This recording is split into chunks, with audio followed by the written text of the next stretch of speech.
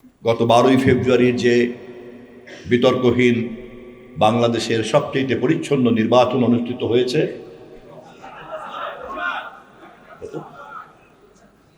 সেই নির্বাচনে যদি কম বেশি বিতর্ক থেকেও থাকে, এর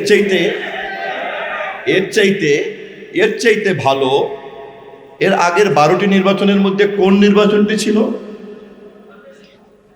নিশ্চয়ই বিতর্ক ছিল, কিন্তু 12টি নির্বাচনের চাইতে অনেক বেশি পরিচ্ছন্ন ছিল। ধন্যবাদ আপনাদেরকে।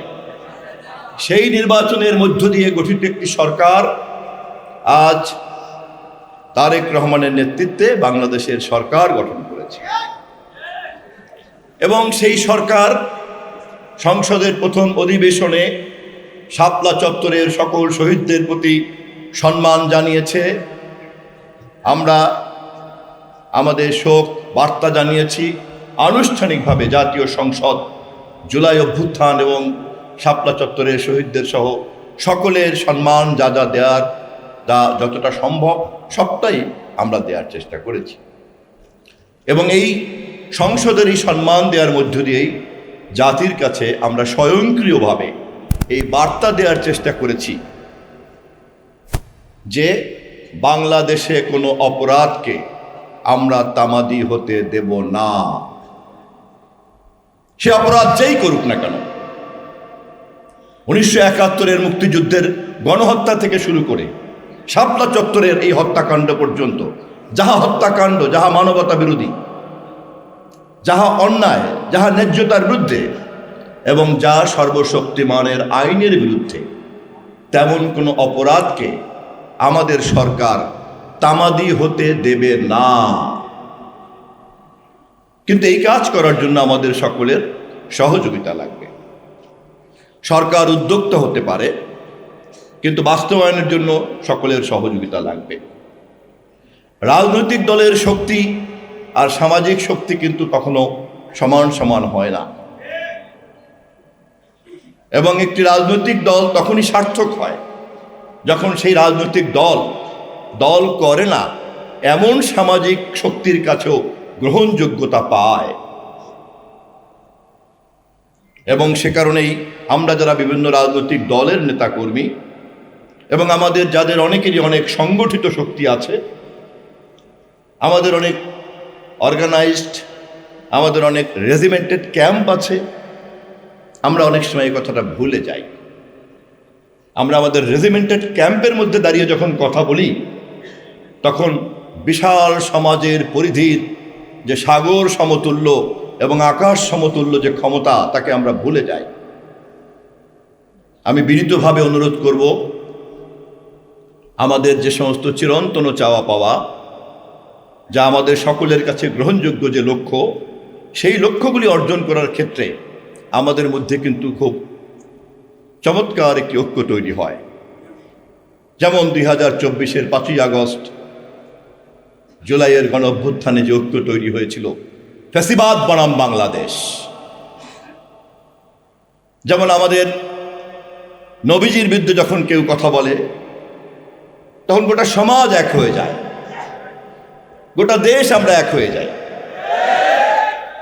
কোনোভাবেই এই ধরনের অপরাধীদেরকে আমরা প্রশ্রয় দেই না, এবং আমাদের মধ্যে কি পার্থক্য আছে তা আমরা দেখি না, বরঞ্চ এই অপরাধীদের বিরুদ্ধে আমাদের যে ঐক্য, এই ঐক্যই হচ্ছে আমাদের সবচেয়ে বড় শক্তি।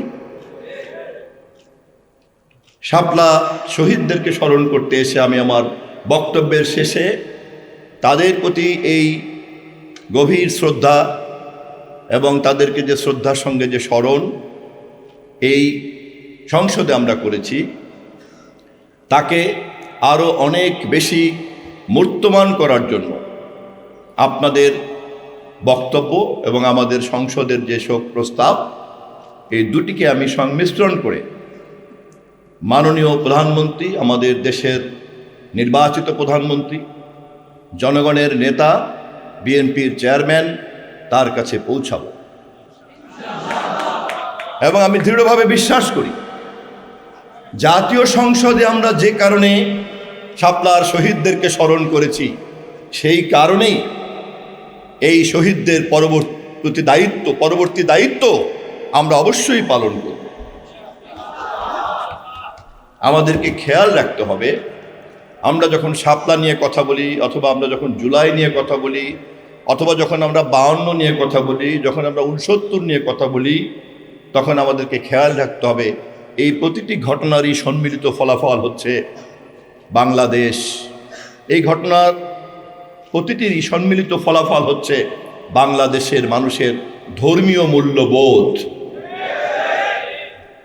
এবং এই সকল ধরনের আত্মত্যাগ এবং শহীদের রক্তের সম্মিলিত ফলাফল হচ্ছে এই দেশের সার্বভৌমত্ব এবং এই দেশের স্বনির্ভরতা এবং উত্তর উত্তর সমৃদ্ধি। দলে আমরা কে কত বড়, কে ক্ষমতায় নেই, তার চাইতো এই লক্ষ্যের প্রতি আমাদের যে ঐক্য, তা যদি আমরা বজায় রাখতে পারি, তাহলেই শাপলা চত্বরের শহীদ সহ এদেশের মাটিতে যারা যারা ঘুমিয়ে আছে, শুধুমাত্র দেশপ্রেমের কারণে যারা প্রাণ ত্যাগ করেছে, তাদের সকলের প্রতি আমাদের প্রকৃত দায়িত্ব পালন করা হবে। আমি বিশ্বাস করি আপনারা সকলেই তা বোঝেন এবং তা মনে মনে কামনা করেন, এবং তা আমরা ঐক্যবদ্ধভাবে বাস্তবায়ন করার কর্মসূচি দিলে একইভাবে আমরা এগিয়ে যেতে পারব। মাননীয় প্রধানমন্ত্রীর পক্ষ থেকে, সরকারের পক্ষ থেকে এবং বাংলাদেশ জাতীয়তাবাদী দলের পক্ষ থেকে আপনাদের সবাইকে সালাম জানিয়ে, শুভেচ্ছা জানিয়ে আমার বক্তব্য শেষ করছি। খোদা হাফেজ। বাংলাদেশ জিন্দাবাদ।